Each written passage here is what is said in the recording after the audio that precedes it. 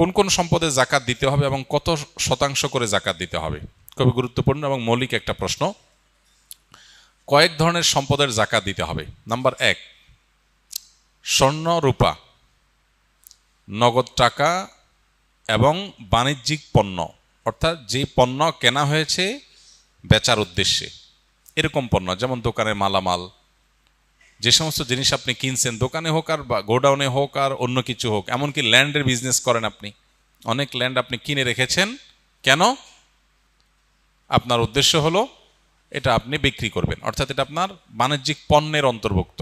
এরকম যদি হয় তাহলে সেক্ষেত্রে এই সকল পণ্যের জাকাত দিতে হয়।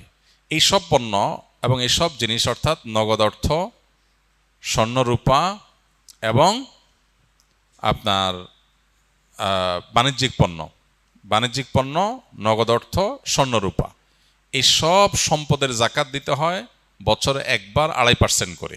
অর্থাৎ 1 বছর যদি এটা আপনার কাছে থাকে তাহলে জাকাত দিতে হবে কত পার্সেন্ট? 2.5%, শতকরা 2.5%। 1 লাখ টাকা থাকলে 2,500 টাকা, 1 লাখ টাকা স্বর্ণ থাকলে, স্বর্ণরূপা মিলিয়ে থাকলে 2,500,